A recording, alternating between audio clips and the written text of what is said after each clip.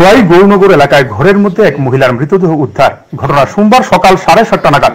মৃত মহিলার নাম রমলা ঝরা। ঘটনার বিবরণে জানা যায়, গৌরনগর এলাকার জনৈক পরিমল ঝরা প্রতিদিনের মতো পারিবারিক কলহ হয় তার স্ত্রীর সাথে। অন্যান্য দিনের মতো গতকাল রবিবার সন্ধ্যা রাতে পরিমল ঝরা তার স্ত্রীকে বাড়ির সামনে রাস্তার উপর বেধড়ক মারধর করে মদমত্ত অবস্থায়। মারধরের ফলে রক্তাক্ত হয় তার স্ত্রী। স্ত্রীকে মারধর করে রক্তাক্ত অবস্থায় পরিমল ঝরা তার বাবা মঙ্গল ঝরার বাড়িতে রেখে দিয়ে নিজ বাড়িতে চলে যায়। কোন ধরনের চিকিৎসা না হওয়াতে রমলা মৃত্যুর কোলে ঢলে পড়ে। তখন পরিমল ঝরা ও তার বড় ভাই গণেশ ঝরা মৃতদেহ পরিমলের বাড়িতে নিয়ে আসে। প্রতিবেশীরা মৃতদেহ দেখতে পেয়ে খোয়াই থানায় খবর দেয়। পুলিশ ঘটনাস্থলে গিয়ে মৃত মহিলার স্বামী পরিমল ঝরাকে গ্রেপ্তার করে। বর্তমানে পুলিশি তদন্ত চলছে।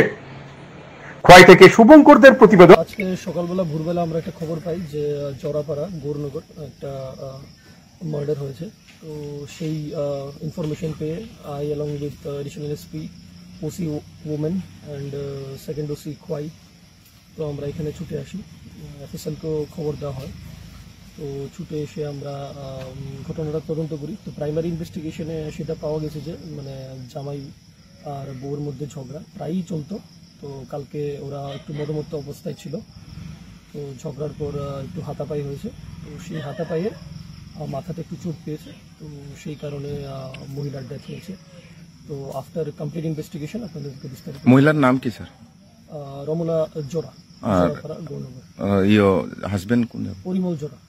এখন কোথায় আছে হাজবেন্ড আমরা অ্যারেস্ট করে ফেলেছি, খোয়াই পিএসএ আছে। অ্যান্ড পরবর্তী তদন্ত করে আপনাদেরকে জানাবো। ওদের কি কোনো সন্তান ছিল স্যার? হ্যাঁ, সন্তান ছিল। কতজন স্যার? 2 ছেলে 1 মেয়ে।